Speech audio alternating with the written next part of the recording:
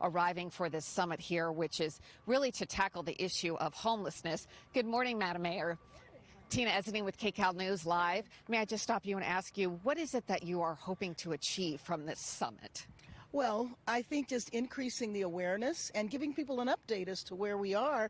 And I certainly want to tell everybody about the memorandum that we signed yesterday with the White House to bring extra support and resources to Los Angeles. It's a big deal. LA is one of 5 cities that's been selected to work with the White House. That's right. And the Council on Homelessness. That's right. Local and leaders here, as well as the mayor from Sacramento, also experiencing a homeless problem. Yes. Do you hope collaboration with another city that has this big of a problem as well will hope to bring some answers today? Well, absolutely. And ironically, you know, Darrell Steinberg and I served as leaders in the state legislature. He was the president of the Senate. I was Speaker of the Assembly. So we have a long history together. As a matter of fact, just 2 days ago, we were in Sacramento lobbying the governor to make sure that the homelessness money stayed in the budget, even though we have budget challenges.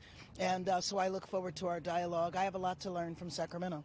I know you don't want to just say building tents, giving people off the streets in tents is the solution. No. Hotels, first step. Hotels, motels, expensive. Right. So what do you do when you've got 47,000 people homeless on the streets and you've got 15 different districts also facing this problem in LA? Exactly. Well, actually, you know, we have been working very well with the council, and the evidence of that, of course, is their support for the budget. So we've used motels and hotels right now, but it's our goal is to come up with a much cheaper, more cost-effective way of housing people. And so motels right now, but you know, we're also moving to purchase some of the motels and hotels and also to use master leasing of motels. That brings down the cost. But ultimately, we have to come up with permanent interim housing, if that makes sense. It does. Because I have fast forwarded the building.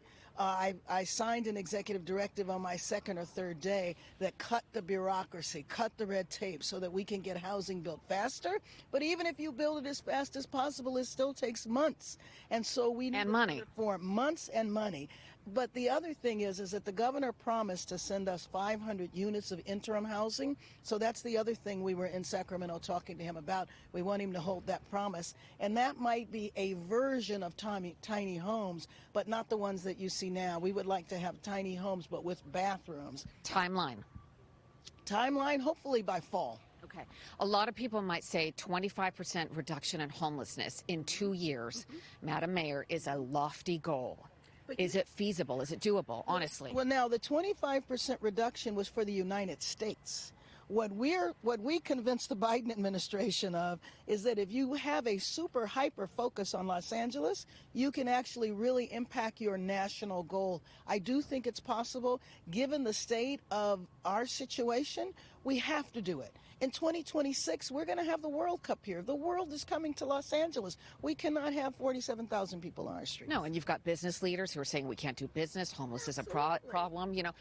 And like you said, you can't just push them out and say, you know, so what's the answer? Well, the bottom line is you can't hide 47,000 people. Business owners, residents, and just think about the people in the tents. 2,000 of them lost their lives last year.